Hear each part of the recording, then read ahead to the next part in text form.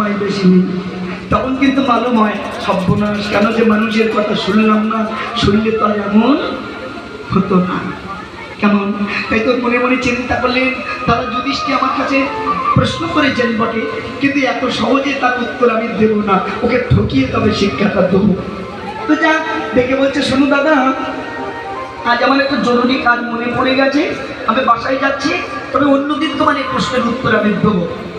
ভগবান চলে গেছে, কয়েকদিন অতিবাহিত হয়ে গেছে, যুধিষ্ঠিরের সে কথা আর মনে নাই, কিন্তু ভগবানের তো মনে আছে।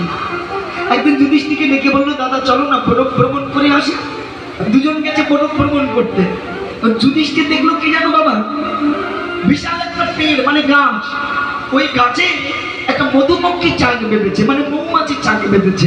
আর এত পরিমাণ মধু জমেছে তাতে যে সেই মধুটা ঝরে ঝরে মাটিতে পড়ছে। আর একজন ব্যক্তি কি করছে জানো মা, তোলায় দাঁড়িয়ে হাঁ করে সেই মধুটা খাচ্ছে।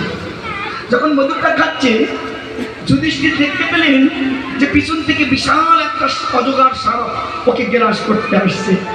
তখন যুধিষ্ঠির ডেকে বলছে গোবিন্দের কাছে, প্রভু চেয়ে দেখো, ও তো মধু পিপাসায় এতটাই মত্ত, বোঝা যায় কি মা, এই মধুর চাকটাই হলো বিষয়।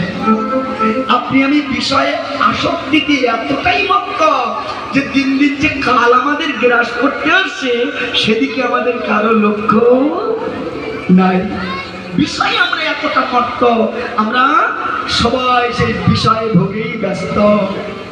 এই জন্য রবীন্দ্রনাথ ঠাকুর তার গানের ভাষায় লিখেছিল না, এই কথাটি রাখিস স্মরণ, মুক্তি তোকে পেতেই হবে, যে পথ গেছে পারের পানি, সে পথে তো তোর যেতেই হবে, মুক্তি তোকে পেতেই হবে, আজ না হোক কাল। কিন্তু এই কথা আমরা স্মরণ রাখি তো? কেউ রাখি না। দেখেছেন? এই কারণে সংসার বিষময়, এখানে মানুষ সুখে নয় দুঃখ পায়।